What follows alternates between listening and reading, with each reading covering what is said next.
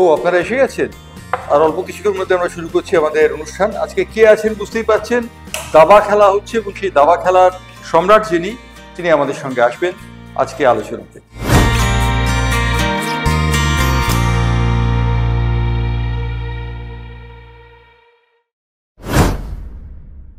No nonsense জেসিতে আপনাদের সবাইকে স্বাগত। আজকে আমরা এসেছি ধানুকা ধানসারি দিব্যেন্দু বড়ুয়া চেস একাডেমিতে এবং আমরা কার সাথে কথা বলবো আপনারা নিশ্চয়ই বুঝতে পারছেন অনুষঙ্গ দেখে। আমরা কথা বলবো দাবার দুনিয়ার যিনি কিংবদন্তি বাংলার সেই দিব্যেন্দু বড়ুয়ার সঙ্গে। দিব্যেন্দু, স্বাগত জানাচ্ছি নো ননসেন্স জেসিতে। অনেকদিন বাদে দেখা হলো তোমার সঙ্গে। একটা কথা বলি দিব্যেন্দু, সেটা হচ্ছে যে তোমার জার্নিটা কিরম ছিল? তোমার জার্নিটা সম্পর্কে আমার খানিকটা জানা আছে, কিন্তু জার্নিটা কিরম ছিল? না, আমার জার্নি বলতে গেলে সেই আবার 1972 সালে ফিরে যেতে হয়। তখন আমার বয়স 5.5-6 বছর বয়স। যতদূর শুনেছি বাবার কাছ থেকে, বাবা খেলতেন বাবা বন্ধুর সঙ্গে, এবং নাকি আমি দেখে দেখে হঠাৎ একদিন চাল পড়ে দিই। প্রথম দিন খুব একটা পাত্তা দেয়নি, ভেবেছি বাচ্চা ছেলে কি হাবি জাবি চাল বলছে। তা বেশ কিছুদিন পর আবার নাকি যখন খেলছিলেন আমি আরেকটা চাল বলি, তখন বাবার বন্ধু বললেন দেখা যাক কী বলছে। দেখা গেলো যে ওই চালটা খুব ওই পজিশানে ওই চালটা তখন পেস্ট মুভ ছিল। তখনই বাবা বুঝতে পারি যে আমি দেখে দেখে শিখে গেছি, কিন্তু সেটা ছিল ভারতীয় নিয়ম। এবং তারপরে বাবার ইন্টারেস্ট জাগলো, এবং সেই সময় সবাই হয়তো মনে আছে সেই বিখ্যাত ফিশার স্প্যাসকি ম্যাচ, ববি স্প্যাসকি, একজন সোভিয়েত ইউনিয়ন, একজন আমেরিকান। তো ওই যে ম্যাচটা, ওটাকে ম্যাচ অফ দ্য সেঞ্চুরি বলা হয়। এবং যেহেতু দুটো সুপার পাওয়ারের মধ্যে ম্যাচ হয়েছিল, সেটা শুধুমাত্র খেলার মধ্যে সে মধ্যে ছিল না, ওরা রাজনৈতিকভাবেও কূটনৈতিকভাবে ওটা চারদিকে ছড়িয়ে যে প্রমাণ করতে চাইছো যে কারা বুদ্ধিতে ভালো বা যারা দাবাতে ভালো। তো এনিওয়ে, তো ওই তখন কিন্তু যতটুকু তখন এত তো পেপার বা মিডিয়া ছিল না, তো যতটাই বাবা পরে পেপার থেকে বুঝলো, তখন বাবা ভাবলো না ঠিক আছে, দাবাতে কোথাও ওয়ার্ল্ড চ্যাম্পিয়নশিপ আছে, তার মানে দাবাতে কোনো একটা অর্গানাইজেশন আছে। আমার জন্ম চট্টগ্রামে, কিন্তু আমি যখন আমার 7 মাস বয়স, তখন আমার রিকেট ধরা পড়ে, তখন সে চিকিৎসার জন্য এখানে চলে আসা হয়।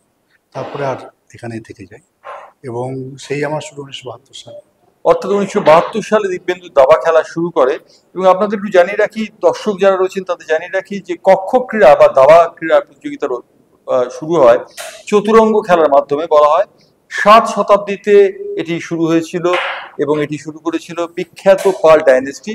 তারা এটা শুরু করেছিল। পরবর্তীভাবে দাবা তৈরি হয়, ফিডে তৈরি হয় এবং ভারতীয় দাবা ফেডারেশন তৈরি হয়। দিব্যেন্দু, আমার মনে পড়ছে তোমার প্রথম দিকের কথাটা, সেই স্ট্রাগলের জায়গাটা। অর্থাৎ তুমি সেন্ট্রাল এভিনিউর বাড়িতে থাকতে, এক কামরার একটা ঘর, সেই ছোট ঘরে থেকে তুমি সাধনা করেছিলে, সেটা তোমার মনে পড়ে? হ্যাঁ, অবশ্যই। সেন্ট্রাল এভিনিউতে আমি আমার ম্যাক্সিমাম সময়টা ওখানেই কাটিয়েছি। 1993 সাল অব্দি কাটিয়েছিলাম, 27 বছর বয়স অব্দি।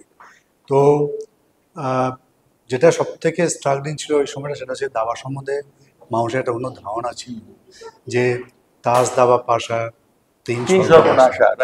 দাবাটা ছিল বয়স্কদের খেলা, দাবাটা ছিল সময় কাটানোর খেলা, দাবাতে বাচ্চারা খেলে তারা বখাটে হয়ে যাবে। তো তার জন্য কিন্তু আমাদের আত্মীয় স্বজন, বাবার বন্ধু বান্ধব সবাই কিন্তু বারণ করেছিল যে ছেলেকে দাবাতে না দিতে। কিন্তু বাবার সামহাও একটা জেদ ধরে গেছিলো, তাই আমার খেতেই গেছে, কন্টিনিউ করেছে। তো 1972 সাল থেকে 78 সাল অব্দি এই 6 বছর, তখন এত টুর্নামেন্ট ছিল না, কোচিং ছিল না, মানে কনসেপ্টই ছিল না, কোচ কী সেই জানতাম না, কম্পিউটার তো ছিলই না। সুতরাং তার সত্ত্বেও কিন্তু বাবাজি এই যে 72 থেকে 78 কোনো পারফরমেন্স ছাড়াও বাবা যতগুলো টুর্নামেন্ট পেয়েছিল আর কি, মানে কলকাতা বা আশেপাশে খেলিয়েছে, সে 78 সালে গিয়ে প্রথম আমি স্টেট চ্যাম্পিয়ন হই, সিনিয়র জুনিয়র সাব জুনিয়র, এবং ন্যাশনালে কোয়ালিফাই করি, এবং তারপর ন্যাশনাল থেকে ন্যাশনাল মূল পর্বে বড়দের টুর্নামেন্টে সেখানে চান্স পাই, এবং তারপরে আর ফিরে তাকাতে হয়নি। কিন্তু এই যে জার্নিটা, এটা আজকে আমি যতটুকু আমি সাফল্য পেয়েছি সবকিছু কিন্তু বাবার জন্য। একদম তাই। দিব্যেন্দুর বাবাকে যারা জানতেন, আমরা চিনতাম, তখন আমাদের সাংবাদিকতার প্রত্যুষের বয়স। সেই সময় দিব্যেন্দুর বাবা দিব্যেন্দুকে নিয়ে খেলার মাঠে যেতেন এবং দাবা খেলতে যেতেন, এবং সেই সময় তিনি দিব্যেন্দুর জন্য কৃচ্ছ সাধন যা করা সবই করেছেন, তাই তো দিব্যেন্দু? অবশ্যই অবশ্যই। কেননা এই যে সবার এগেনস্টে গিয়ে খেলানো, এবং আমার মনে আছে আমি আর দাদা, আমার প্রথম টুর্নামেন্ট হচ্ছে রাইটার্স বিল্ডিংয়ে, পরে আমি ছবি দেখে যে আমি শুনে খেলাচ্ছে, এবং তখন আরেকটা ফ্যামিলির 2 ভাই খেলেছিল, কিন্তু তারা কিন্তু পরবর্তীকালে তাদের দেখা যায় তারা খেলেনি। এবং এটাও শোনা যে আমি ওই 3-4টে চেয়ার নিয়ে, মানে আমি ছোটো ছিলাম, মানে টেবিলে হাত পাত পেতাম না, তখন ওটা নিয়ে বসে খেলতাম। সন্ধ্যাবেলা হয়ে গেলে তখন ঘুমিয়ে পড়তাম। হ্যাঁ, বয়স্কদের সময় খেলা, তখন তো বাচ্চাদের টুর্নামেন্ট ছিল না। এই যে কনসেপ্টটা, এই এখন বাচ্চাদের কাছে যেমন আন্ডার 7, আন্ডার 9, আন্ডার 11 বিভিন্ন বয়স ভিত্তিক যে টুর্নামেন্টগুলো হয় বা সুযোগটা আছে, সেটা কিন্তু তখন ছিল না। এবং তখন আমাদের খেলতে হতো সাব জুনিয়র মানে আন্ডার 17, জুনিয়র মানে আন্ডার 19, আর ওপেন। তো সুতরাং আমি একজন 6 বছর 8 বছর বয়সের বাচ্চা, আমি খেলছি কিন্তু বড়দের সঙ্গে, যার জন্য কিন্তু অনেক বেশি টাফ ছিল। আর তখন যেহেতু কোনো কোচিং ছিল না বা কোনো এই ধারণাই ছিল না, তখন সব কিছু কিন্তু নিজে করে উঠতে হয়েছে। এবং আমি খেলতে খেলতেই কিন্তু বলা যেতে পারে ইন্টারন্যাশনাল মাস্টার, গ্র্যান্ড মাস্টার সব হয়েছি। প্রথম জাতীয় চ্যাম্পিয়ন হলাম সাব জুনিয়র, জুনিয়র, তারপরে সিনিয়রে হলাম 78 সালে তুমি যখন ন্যাশনাল খেলতে গেছো তখন তোমার বয়স অত্যন্ত কম, 12 বছর। 12 বছর বয়সে। তখনকার দিনে তখন রেকর্ড ছিল, রাইট। এবং 82 সালে আমার প্রথম কি বলবো, মানে আন্তর্জাতিক মানে একটা মাইলস্টোন, যেখানে ভিক্টর কস্টনারকে হারিয়েছিলাম, সে লন্ডনের লয়েডস ব্যাংকে, যেটা মানে আমার জীবনে একটা অন্যতম ভিক্টর কচনয়কে হারিয়েছিল আমার যতদূর মনে পড়ে। স্মরণীয় মুহূর্ত। ভিক্টর কচনয় তখন সেই সময় কিন্তু দাবার 1 নম্বর পুরোধা, সেকেন্ড ছিলেন, তাকে হারিয়েছিলেন দিব্যেন্দু, তাই তো? দিব্যেন্দু আন্তরিক কার্পের পরে। এবং সেই টুর্নামেন্টের সম্পর্কে তোমার মনে আছে কিছু? লর্ডসের টুর্নামেন্ট? হ্যাঁ, মনে আছে, কারণ সেটা হচ্ছে 1982 সালে লন্ডনে। আমি এবং আমার বাবা গেছিলাম, আমরা দুজনে গেছিলাম। তো সেই পার্টিকুলার দিনটাতে, মানে আমরা যেখানে ছিলাম বেশ একটা দূরেই ছিলাম, তখন তো এই যেহেতু কম্পিউটার বা ইন্টারনেট ছিল না, আগে থেকেই জানতে পারতাম না কার সঙ্গে খেলা। যখন আমি হলে গিয়ে পৌঁছই, তখন দেখি যে ওখানে টাঙানো আছে ড্র অফ লটস, মানে কার সঙ্গে খেলছি, পেয়ারিং। তো দেখি যে আমি খেলছি ভিক্টর কস্টনারের সঙ্গে। তো আমি দেখেই পুরো চমকে গেছিলাম, কেননা উনি একটা প্রবাদ প্রতিম নাম। একদম তাই। এবং প্রথমবার ওরকম খেলার সুযোগ পেয়েছি। তবে একটাই আমার ভরসা ছিল যে আমি সাদা ছিলাম, ভেবেছিলাম ঠিক আছে আমি ডিফেন্সিভ খেলবো, ড্র করতে পারলেই খুশি হব। কিন্তু উনি প্রথম থেকে প্রচণ্ড অ্যাটাকিং শুরু করলেন, এবং একটা অসম্ভব অ্যাটাক কাউন্টার অ্যাটাক, একটা খুব ভালো একটা খেলা মানে দিকে টার্ন নিল।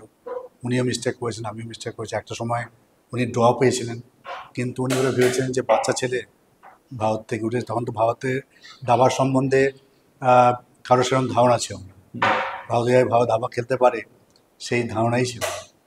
তো উনি ড্রটাকে আর নেননি, রিফিউজ করেছেন, এবং একটা মিস্টেক করেন, সেটার জন্যই জিতে ক্যাপিটালাইজ করে বেরিয়ে যাও।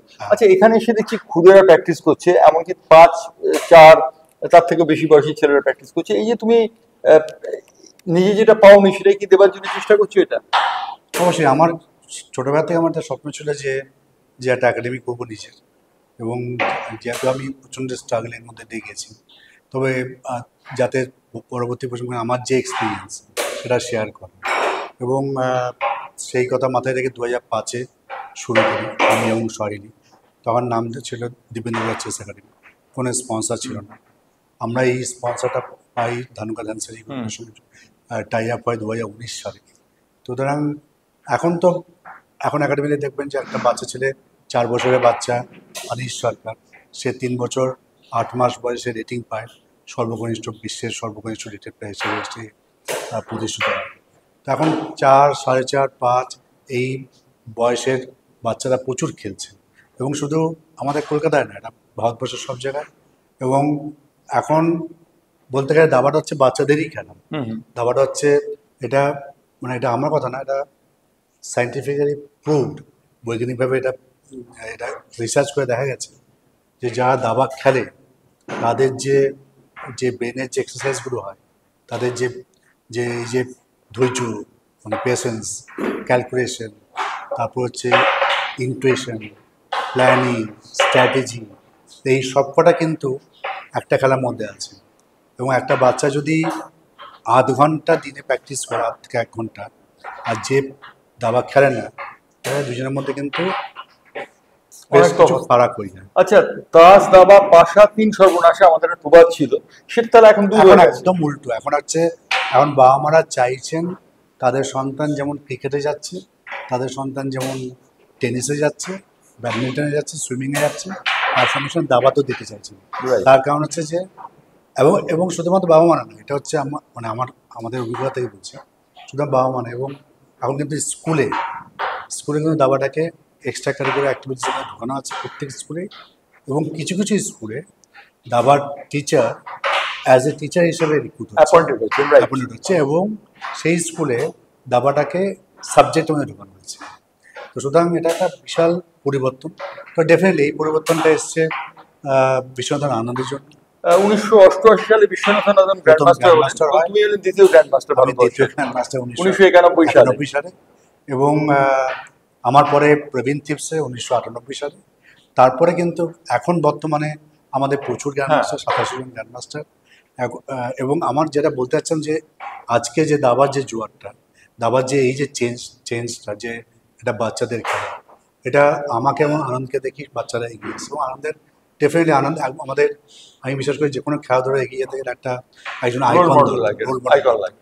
তো আনন্দ যেহেতু প্রথম গ্র্যান্ডমাস্টার, ও প্রথম আমাদের একমাত্র, মানে তখন জিতেছিল ওয়ার্ল্ড জুনিয়র চ্যাম্পিয়ন, তারপরে কোয়ালিফাই করলো ক্যান্ডিডেটসে, তারপরে ওয়ার্ল্ড চ্যাম্পিয়নশিপ জিতলো, শুধু একবার না, পাঁচবারের বিশ্ব চ্যাম্পিয়ন। এবং তাই জন্য কিন্তু একটা দাবার একটা বিশাল জোয়ার এসেছিল। এবং এখন আমরা জানি যে আমরা আরেকজন ওয়ার্ল্ড চ্যাম্পিয়নকে পেয়েছি, মুকেশকে পেয়েছি, এবং লাস্ট 5 বছরে ভারতীয় দাবার স্বর্ণযুগ যাচ্ছে।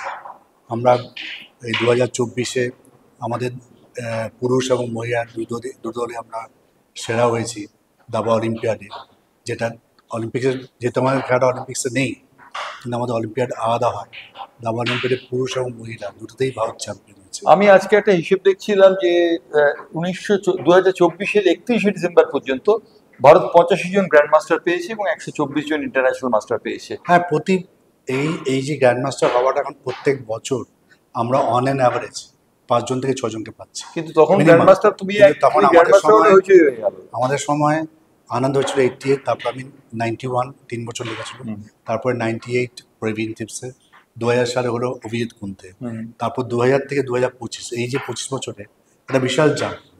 এবং এটার কারণটা হচ্ছে, আবারও বলছি, যে আনন্দের জন্য যেভাবে প্রচার এগিয়ে এসছে, তার সঙ্গে সে শুধু আনন্দ নয়, দিব্যেন্দু বড়ুয়ার জন্য এগিয়েছে। তোমার নিজের নামটা উচ্চ রাখছো কেন?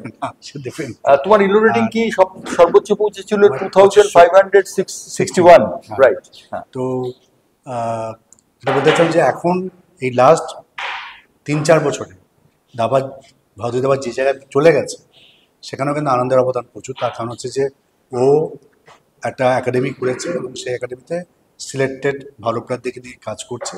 এই যে এখন গুকেশ যে ওয়ার্ল্ড চ্যাম্পিয়ন, বা প্রজ্ঞানন্দা, বা অর্জুন এরিগেসি, সবাই, বিদিত গুজরাটি, সবাই কিন্তু ওরই ছাত্র, ওই একাডেমি থেকে। সুতরাং এখন বলতে পারা যায় যে এখন আমরা দ্বিতীয় বিশ্ব চ্যাম্পিয়নকে পেয়েছি, খুব শীঘ্রই পেয়েছি, আমরা তো তাদের পাবো ভাবিনি। অর্থাৎ মুকেশকে পেয়ে গেলাম, আমরা পেয়েছি। আমরা হয়তো, কে জানে, আমরা তো আবার 2-3 বছর 5 বছরের মধ্যে আবার একজন বিশ্ব চ্যাম্পিয়ন পেতেই পারি। একটা কথা জিজ্ঞেস করি, সেটা হচ্ছে প্রত্যেক সফল পুরুষের পেছনে একজন নারী থাকে। তোমার তো সহেলি রয়েছে, সহেলি ইন্টারন্যাশনাল মাস্টার, গ্র্যান্ড মাস্টারও হয়েছে বোধহয়। গ্র্যান্ড মাস্টার না, পুরোটা কমপ্লিট হয়নি, ওর একটা নর্ম আছে, তারপরে কমপ্লিট করতে পারিনি, কিন্তু ইন্টারন্যাশনাল মাস্টার, এবং ওই মানে ন্যাশনাল চ্যাম্পিয়ন হয়েছে, অনেকবারই ইন্ডিয়ান টিমকে অলিম্পিয়াডে খেলেছে। সহেলির সঙ্গে তোমার প্রথম পরিচয়টা একটা ইন্টারেস্টিং গল্প আছে। সহেলি তুমি হার মানছিলে না, সহেলি তোমাকে হার মানছিল না, তুমি হার মানছিলে না, সহেলি তোমাকে হার মানতে বাধ্য করেছিল, এরকম কিছু না? সেটা হচ্ছে একটা 88 সালে একটা সাইমালটেনিয়াস এক্সিবিশন দিচ্ছেন একসঙ্গে প্রায় 40-50 জনের সঙ্গে। সেখানে দেখি একটা, তখন কম বয়স ছিল সহেলির, তো খেলছে। তারপরে আমি খেলতে খেলতে আমার পজিশন তখন একটু খারাপ হয়ে যায় ওই পার্টিকুলার গেমটাতে সহেলির সঙ্গে। তাই আমি বলি ড্র করবে, ড্র আমি অফার করি, তো ড্র নিল না। তখন আমার খটকা লাগলো, আমি একটু মনে যে আমি ড্র অফার করলাম, তো নিল না। তখন আমি গ্র্যান্ড মাস্টার হয়নি, কিন্তু গ্র্যান্ড মাস্টার একদম কাছাকাছি, তো নিল না। তারপরে মানে পরবর্তীকালে গিয়ে বোধহয় আমি হেরে গেছি ওই খেলাটা। তারপর আমার 91-এ ও ইন্ডিয়ান টিমের চান্স পেল মহিলা দলের পার্টিসিপেট করার জন্য। ইংল্যান্ডে আমাদের লয়েডস ব্যাংক এবং ব্রিটিশ চ্যাম্পিয়নশিপে আমিও ইন্ডিয়ান টিমে গেছিলাম। তো সেই থেকে আলাপ এবং সেই থেকেই একসঙ্গে সংসার, পথ চলা একসঙ্গে। এবং তোমাদের এবং একাডেমিটাও মানে সত্যি কথা বলতে গিয়ে পুরোপুরি দেখাশোনা করে সহেলি পুরো অ্যাডমিনিস্ট্রেশনটা। এবং আমি বাকি আমাদের যে অ্যাডভান্স গ্রুপ আছে সেটা ক্লাস নিই, প্লাস অন্য দিকগুলো আমি নিই। এই যে দাবা একাডেমি এখন হয়েছে, আমরা জানি যে ব্যাঙের ছাতার মতো বেশ কিছু দাবা একাডেমি গড়ে উঠেছে, যারা জাস্ট একটা করছে করার জন্য। এরকম দাবা একাডেমি আর তোমার দাবা একাডেমির মধ্যে একটা মূলগত তফাৎ রয়েছে? না, আমার মনে হয় সেটা করা ঠিক না।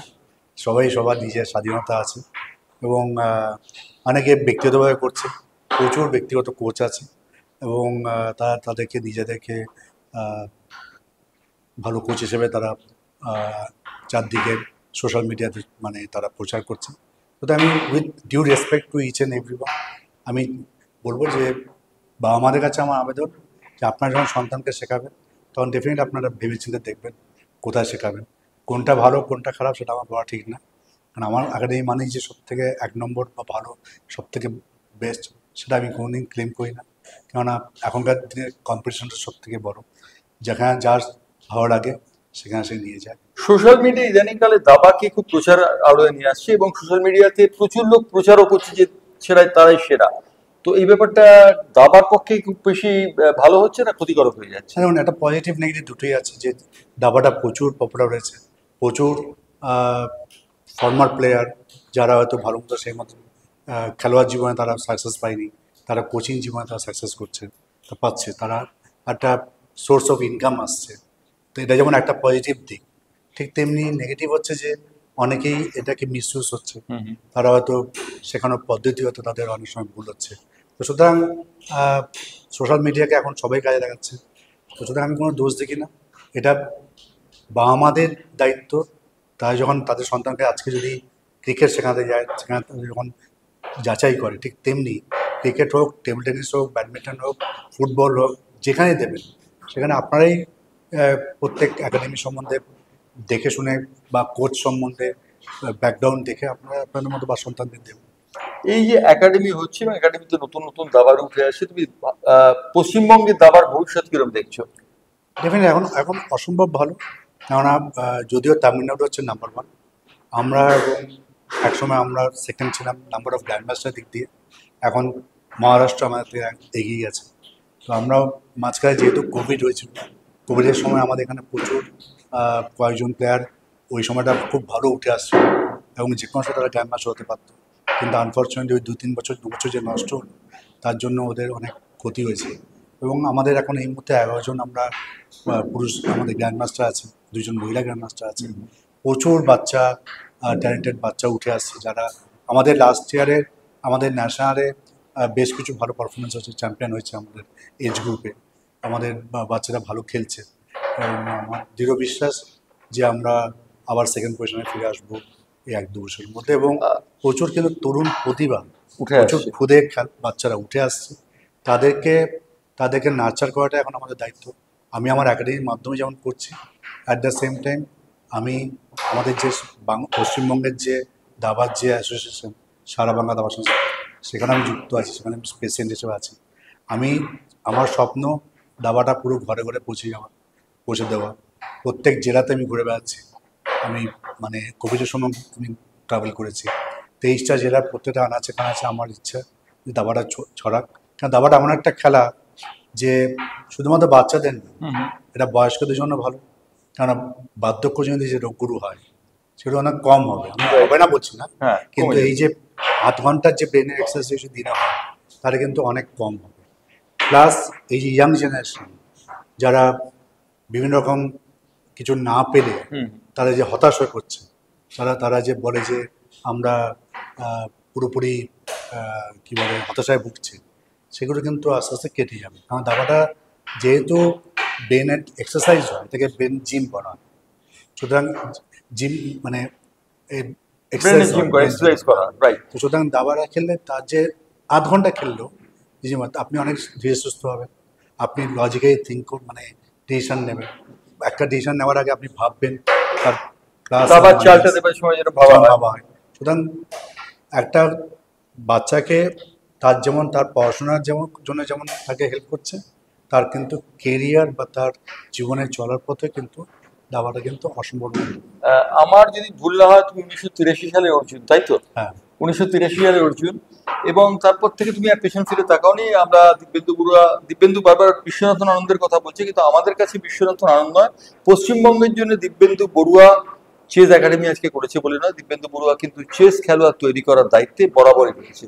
দিব্যেন্দু, আর একটা প্রশ্ন করি তোমাকে, সেই প্রশ্নটি হচ্ছে যে চেস খেলতে আমরা গ্র্যান্ড মাস্টার, ইন্টারন্যাশনাল মাস্টার তোমার কাছে বারবার শুনলাম, এই গ্র্যান্ড মাস্টার ইন্টারন্যাশনাল মাস্টার কিভাবে হওয়া যায় যদি আমাদের একটু বলো। গ্র্যান্ড মাস্টার হচ্ছে মানে সর্বোচ্চ একটা টাইটেল আর কি। এগুলো সব ওয়ার্ল্ড চেস ফেডারেশন আছে আমাদের, ফিডে। মানে ফিডে, এবং ফিডে রেকগনাইজড টুর্নামেন্টগুলো খেলতে হয়। খেলার পরে তার আগে একদম প্রথম গ্র্যান্ড মাস্টার, তার আগে হচ্ছে ইন্টারন্যাশনাল মাস্টার, তার আগে হচ্ছে ফিডে মাস্টার, তার আগে বা ক্যান্ডিডেট মাস্টার। তো টুর্নামেন্ট খেলতে হয় ফিডে, যে রেকগনাইজ টুর্নামেন্ট যেখানে গ্র্যান্ড মাস্টারে খেলছে। খেলার পরে সেখানে একটা সার্টেন পার্সেন্টেজ স্কোর করতে হবে। প্রথমে তো ইলো রেটিং পেতে হবে, এবং তারপরে সার্টেন পার্সেন্টেজ স্কোর করতে হবে, এবং করার পরে সেটা নিয়ম আছে 3 বার বা 4 বার পেতে হবে, 24টা গেম খেলতে হবে, এরকম কিছু নিয়ম আছে, যেমন গ্র্যান্ড স্ল্যাম জেতার মতো। রাইট। তো ওটা যদি ফুলফিল করে তাহলে সে ইন্টারন্যাশনাল মাস্টার টাইটেল পেতে পারে, সে গ্র্যান্ড মাস্টার টাইটেল।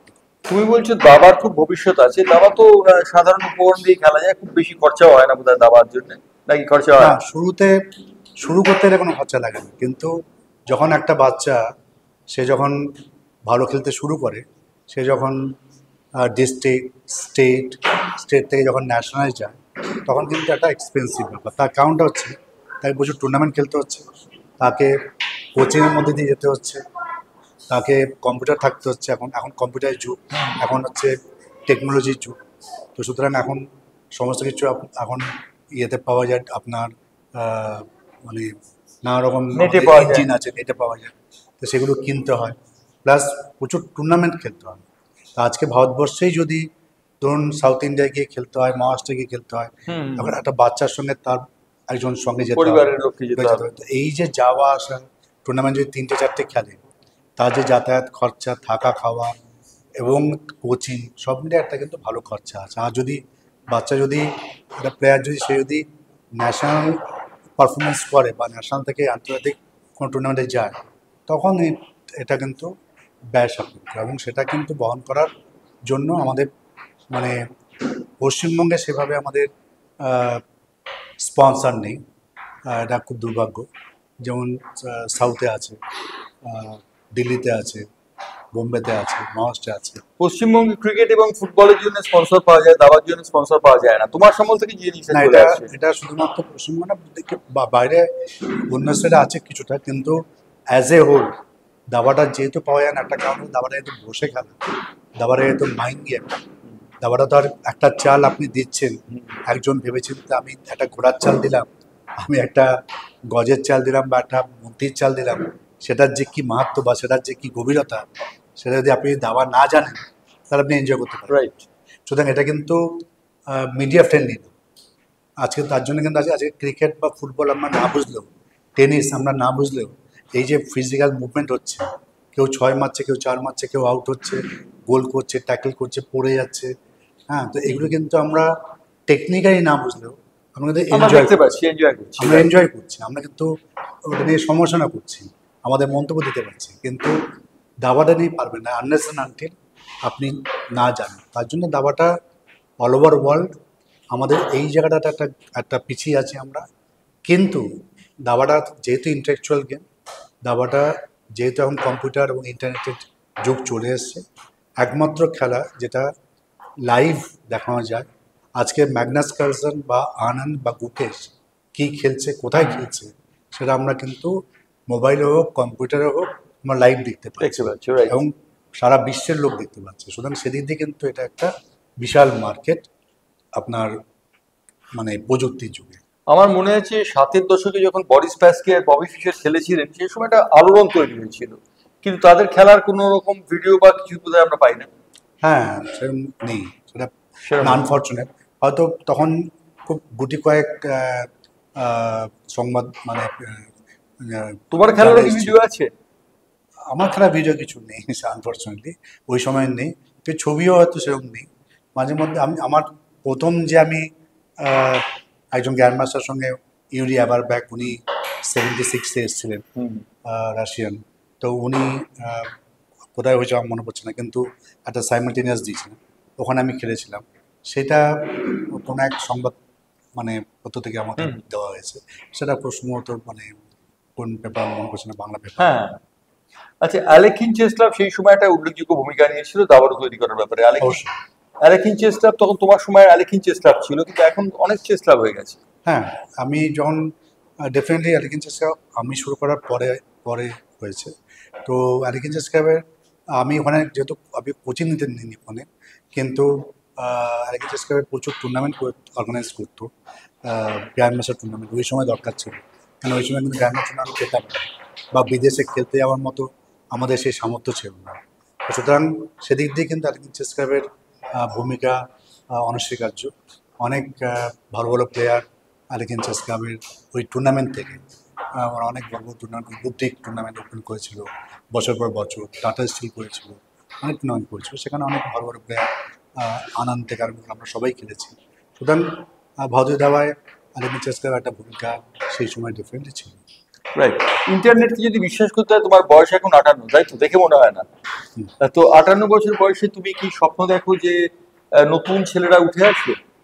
হ্যাঁ, দেখুন, এখন তো প্রথম, এখন তো যত দিন যাচ্ছে তত বয়সের, এখন আপনি যদি ইন্ডিয়ান টিমের অ্যাভারেজ বয়স দেখেন তাহলে প্রায় মানে 20 বা 22-এর মধ্যে। সুতরাং এখন আমাদের এখানে একাডেমিতেই আছে 3-3.5 বছর, 4 বছর, 5 বছরের বাচ্চারা আছে। সুতরাং একটা ঝড় আসছে, একটা জোয়ার এসছে এবং প্রচুর বাচ্চারা খেলছে।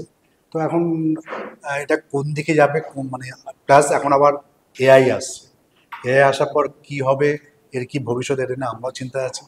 একটা দিক বলবো যে দাবাতে কম্পিউটার এবং ইন্টারনেটের জন্য ডেফিনেটলি যেমন ডেভেলপ করেছে, এখন কিন্তু যে কোনো বাচ্চা যদি খেলতে চায় বা যে কেউ খেলতে চায়, আজকে কিন্তু খেলা শুরু করাটা বা শেখাটা খুব ইজি, সব কিছু আছে।